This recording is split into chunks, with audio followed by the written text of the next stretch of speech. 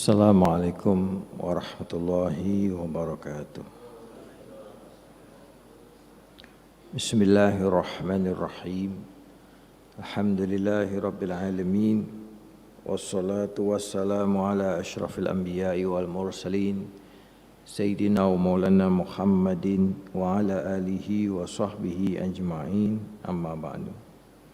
Subhanaka la ilma lana illa ma 'allamtana innaka antal alimul hakim.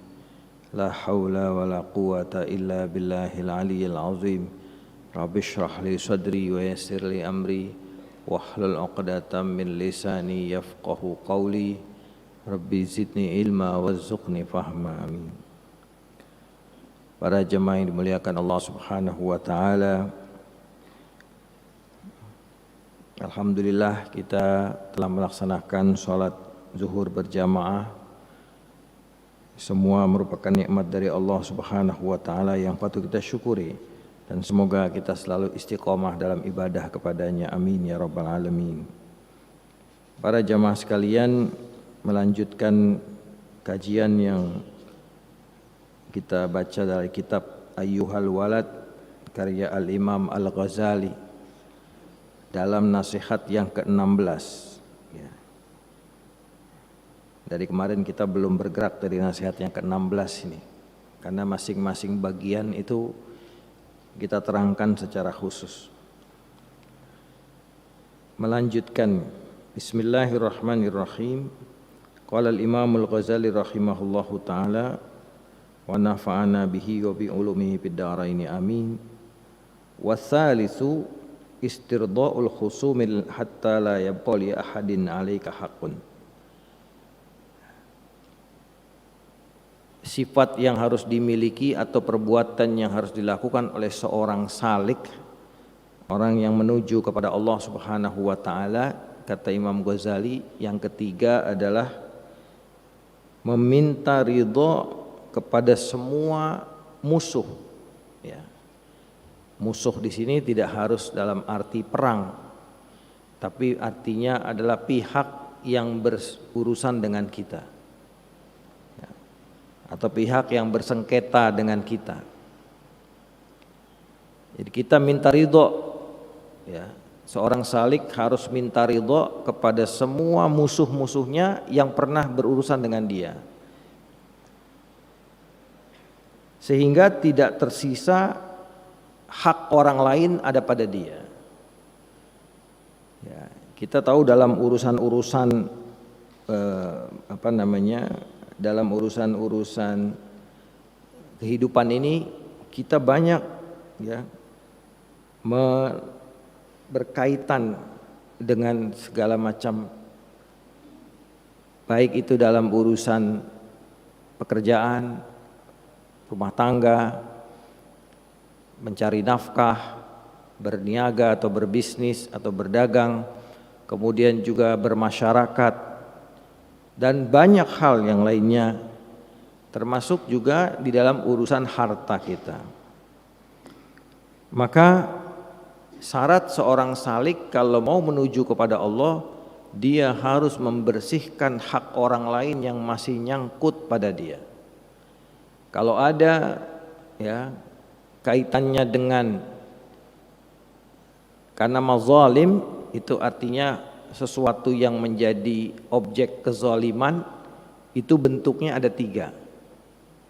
Bentuk yang pertama, mazalim dalam bentuk fisik. Misalnya kita pukul ya, orang memukul orang atau menyakiti, menampar, meninju, pokoknya segala macam fisik itu namanya kezaliman dalam bentuk fisik. Ya. Kemudian yang kedua, kezaliman dalam bentuk harta. Ya. Misalnya dalam perdagangan ada satu yang nyangkut, atau dia mengambil hak orang lain, ya dia serobot tanahnya, dia serobot rumahnya, atau dia ambil barang-barang berharganya yang pernah dia curi dan sebagainya, yang dia tahu sendiri bahwa itu adalah perbuatan yang zalim. Dan yang ketiga adalah kezaliman dalam bentuk yang abstrak, yang tidak kelihatan. bukan fisik, bukan harta, tapi menyangkut kepada harga diri dari seseorang. Ya, menghina dia, ya, kemudian membuli, mencaci maki, menggibah, memfitnah, itu adalah perbuatan-perbuatan zalim kepada makhluk, ya, yang tidak kelihatan, sifatnya lisan, perbuatan, ucapan-ucapan saja. Nah, 3 ini harus beres semuanya. Adakah fisik atau orang lain yang pernah kita lukai atau kita sakiti fisiknya? Adakah harta orang lain yang masih nyangkut ada pada kita?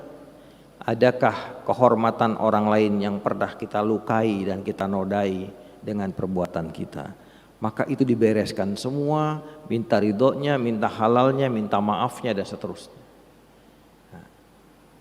Sehingga dikatakan di dalam keterangan kitab ini, ya, habbatan ba'da habbatin, satu demi satu selesaikan urusan ini. Ya. Kemudian minta halal segalanya, ya. Jangan sampai nanti ketika kita mati, ya, dikatakan di sini, pada saat kita mati, orang-orang yang pernah berselisih berurusan dengan kita ini, ada yang menarik tangan kita, ada yang menjambak rambut kita, ada yang menarik tangan dan kaki kita. Kemudian masing-masing bilang, kamu pernah menzolimi aku, ya, Anu misalnya. Yang satu mengatakan kamu telah mencaci aku, yang satu mengatakan kamu telah menghina aku, yang satu mengatakan kamu telah menyebutkan aku dalam ghibah-ghibahmu, yang lainnya mengatakan kamu bersama saya, ya, tinggal bersama saya atau bertetangga bersama saya, tapi kamu menjadi orang yang tidak baik kepada saya. Kemudian ada lagi, kamu bermuamalat kepadaku tapi kamu menipu kepadaku, ya. Ada yang mengatakan lagi, kamu berdagang berniaga kepadaku tapi kamu, ya, menipu aku, menyembunyikan aib daripada barang yang kau jual itu. Kemudian yang lain-lain juga demikian. Bahkan ada yang mengatakan kamu bohong di dalam penjual barangmu, barang jelek dibilang bagus. Yang lain mengatakan kamu melihat aku waktu itu sedang membutuhkan dan aku butuh pertolonganmu, kamu tidak tolong aku. Aku lagi lapar, kamu tidak kasih makan. Ada lagi yang mengatakan kamu mendapati aku dizalimi, aku dizalimi oleh orang lain dan kamu bisa menolong aku, tapi kamu tidak menolong aku. Banyak sekali, ya, tuntutan-tuntutan ini, sehingga orang tersebut hanya bisa bingung, tertunduk, lesu, tidak bisa mengeluarkan jawaban apa-apa. Bahkan dalam keterangan dikatakan nanti ketika kitab catatan itu diterima, dia melihat kok amal solehnya nggak ada. Maka dia bertanya, ya Rabb, kemana Tuhan, ya Allah, kemana amal solehku? Maka dijawab, amal solehmu sudah dikasih kepada orang-orang yang berbuat, yang kamu zalimi. Sholat kamu buat si fulan, puasa kamu buat si fulan, tahajud kamu buat si fulan, ya. Kemudian sedekah kamu buat si fulan, habis. Bahkan di dalam bukunya dia lihat kok banyak dosa. Ya Allah, saya nggak pernah berbuat dosa ini, kenapa ada di buku saya?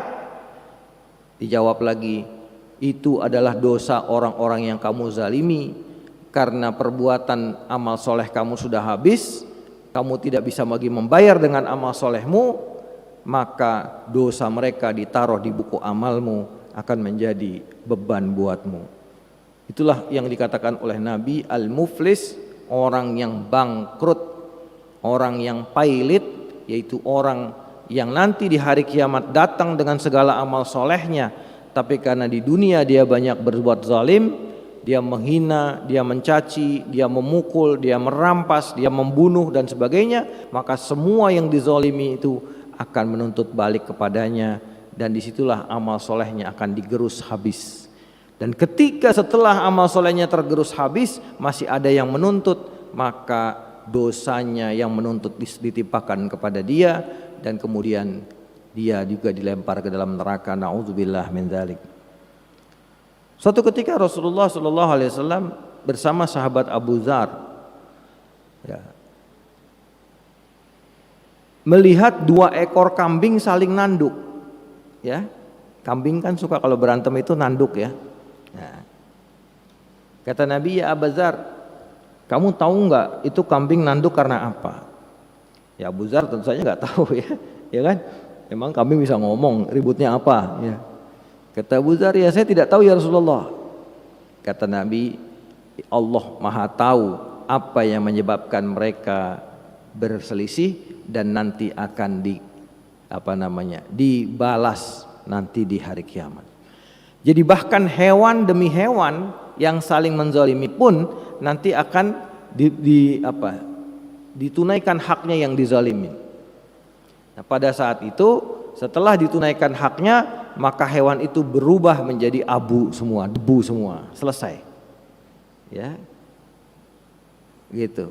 Jadi hewan ini misalnya ya singa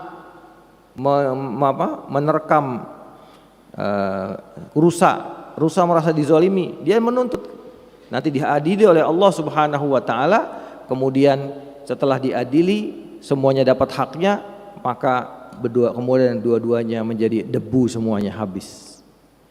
Maka kemudian orang-orang kafir pada saat itu mengatakan di dalam surat Al-Kahfi, ya, qala ya laitani mittu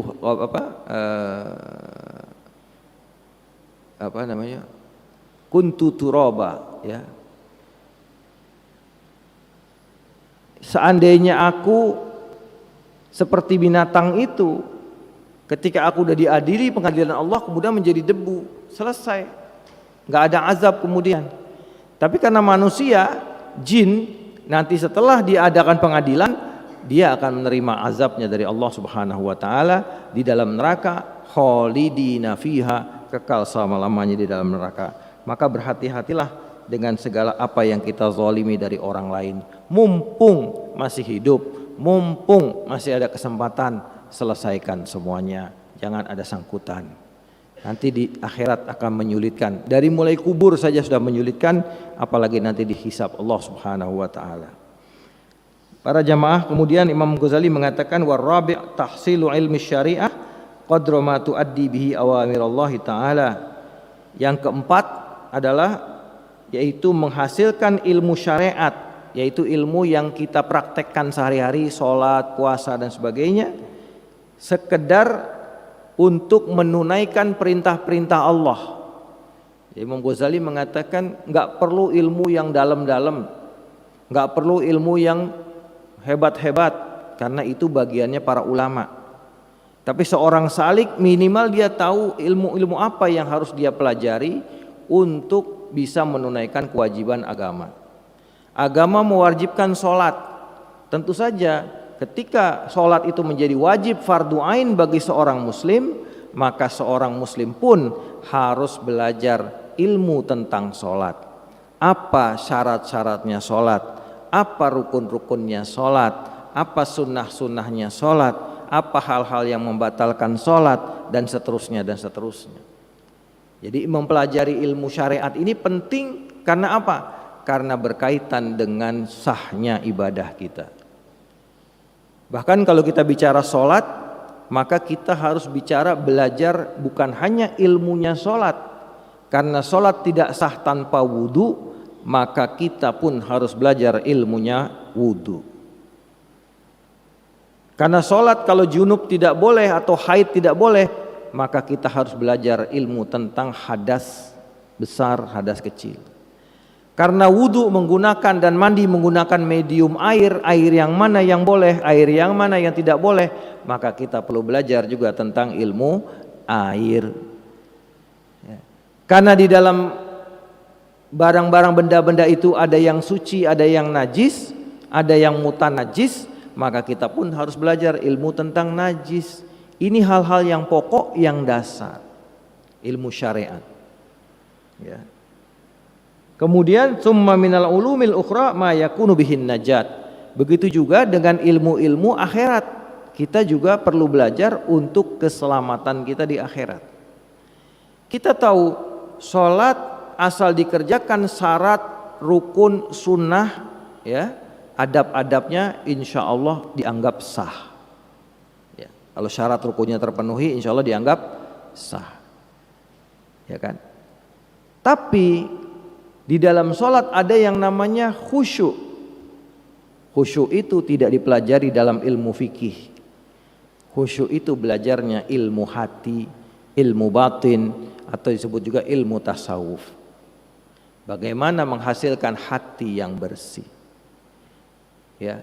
Juga harus tahu bahwa ada amal-amal yang membatalkan sholat, ya, secara langsung, seperti misalnya maaf, buang angin, ya, buang hajat, atau tertawa terbahak-bahak, atau bergerak 3 kali menurut mazhab Syafi'i, bergerak 3 kali, lebih dari 3 kali berurutan, itu membatalkan sholat dan sebagainya dan sebagainya. Selain yang membatalkan sholat ini, ada juga hal-hal yang menolak untuk diterimanya sholat. Misalnya tentang ikhlas. Sholat itu harus ikhlas. Berarti kita harus belajar ilmu tentang ikhlas. Ya. Tidak boleh riya, nggak boleh pamer. Itu pun harus kita tahu bahwa amal perbuatan itu tidak boleh dipamerkan kepada makhluk dan sebagainya dan sebagainya. Ini bagian daripada ilmu-ilmu akhirat untuk keselamatan kita. Bagaimana hubungan kita dengan Allah, bagaimana kita bisa muhasabah. Ini adalah bagian daripada ilmu-ilmu akhirat, supaya kita selalu dalam kontrol hati, kontrol batin. Selain zohirnya kita beribadah ritual, tapi juga batinnya, hatinya kita beribadah kepada Allah Subhanahu wa taala. Terakhir di sini ada hikayah tentang Imam Shibli. Hukiya anna Shibli rahimahullah khadama arba'amiati ustadzin. Diceritakan bahwa Imam Shibli itu berkhidmat kepada 400 guru. Wa qala qara'tu arba'ata alafi hadisin, dan dia berkata, aku membaca 4.000 hadis. Sumakhtarhu minha hadisan wahidan, tapi dari 4.000 hadis itu aku cuma pilih 1 hadis saja, kata Imam Shibli. Ya, Imam Shibli ini seorang wali besar, ya, sufi besar, salah satu daripada murid Al-Imam Al-Junaid Al-Baghdadi. Al-Imam Al-Junaid Al-Baghdadi dinobatkan oleh para ahli, ya, tasawuf sedunia sebagai Sayyidut Ta'ifah, pemimpin kaum sufi di seluruh dunia. Dan salah satu murid beliau adalah Al-Imam Ash-Shibli, Abu Bakar Ash-Shibli, yang bernama aslinya Ja'far bin Khalid. Ya. Kata Imam Shibli, dari 4.000 hadis yang aku baca, aku cuma pilih 1 saja. Wa amiltu bihi, dan aku amalkan.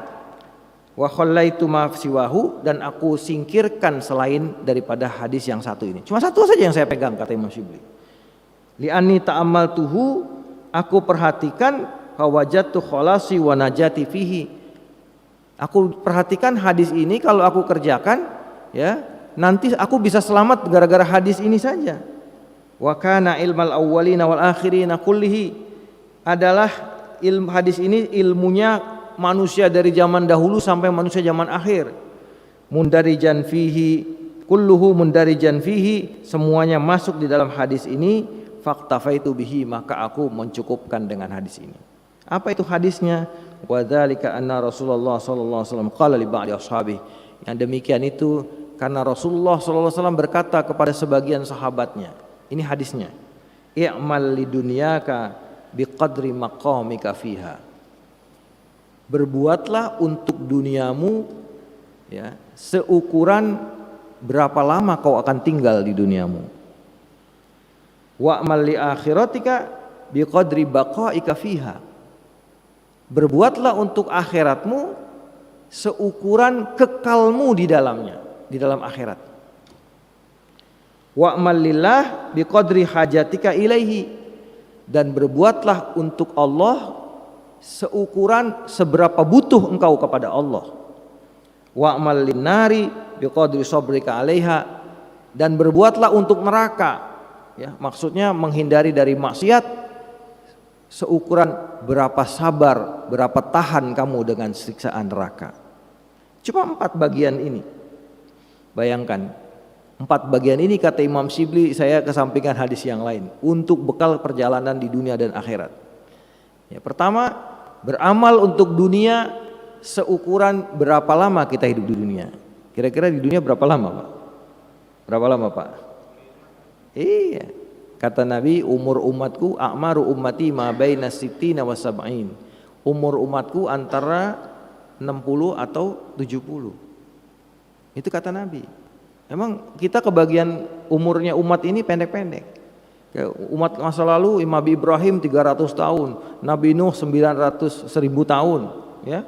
Kemudian Nabi Adam kondom sampai 900 tahun dan seterusnya. Jadi panjang-panjang umurnya. Tapi umat kita pendek-pendek, umatnya Nabi SAW pendek-pendek. Ya. Maka kata Nabi, berbuatlah kamu untuk duniamu seberapa lama kamu di dunia ini. Kira-kira untuk sesuatu yang sementara perlu mati-matian atau tidak? Kalau bahasa orang sekarang, worth it atau tidak gitu. Patut atau tidak? Seluruh hidup kita pagi sampai malam dihabiskan hanya untuk sesuatu yang tidak lama. Kira-kira patut gak kita habiskan seluruh energi kita untuk dunia ini? Itu aja kata Nabi. Yang kedua, berbuatlah untuk akhiratmu, ya, seukuran kekalnya akhirat. Akhirat kekal, dunia sementara. Kira-kira kalau orang yang bijak, yang cerdik pandai, dia akan memilih untuk memprioritaskan yang kekal apa yang sementara. Makanya hadis Nabi mengatakan al-kayyis man dana nafsahu wa amila lima ba'dal maut. Orang cerdik cerdas itu kata Nabi, orang yang menaklukkan dirinya, nafsnya, jiwanya, nafsunya untuk berbuat, ya, untuk sesudah kematian, keabadian. Karena dia tahu yang lama itu nanti di sana, yang ini sebentar. Dunia ini kata Nabi digambarkan seperti musafir, ya, singgah di bawah pohon, kemudian beristirahat. Kira-kira lama nggak di bawah pohon itu? Kan tidak mungkin dia berhari-hari di bawah pohon itu.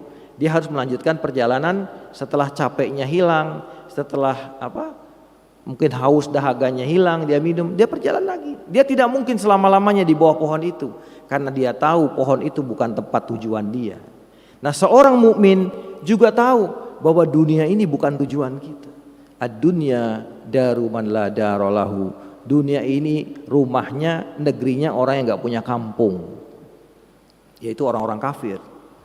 Karena orang kafir di akhirat itu nanti nggak ada kampungnya, nyemplung masuk neraka selesai. Tapi orang-orang beriman dijanjikan di surga kenikmatan yang begitu besar, yang begitu nikmat, tidak ada taranya, tidak terbayangkan oleh pikiran, tidak pernah dilihat oleh mata, tidak pernah terdengar oleh telinga. Semuanya serba indah, semua serba enak. Tidak ada kesengsaraan di dalamnya, dan itu abadi selamanya di situ. Di dunia cuma 70 tahun, 80 tahun. Kira-kira kalau orang bijak pasti memilih, saya mendingan memprioritaskan yang abadi daripada saya harus kehilangan yang abadi di sana karena memprioritaskan yang sementara ini. Maka ini pilihan yang bijak. Yang kedua, ya, berbuatlah untuk Allah sesuai dengan kadar kebutuhan kita kepada Allah, dan berbuatlah untuk menghindari neraka seukuran seberapa tahan kita dengan api neraka.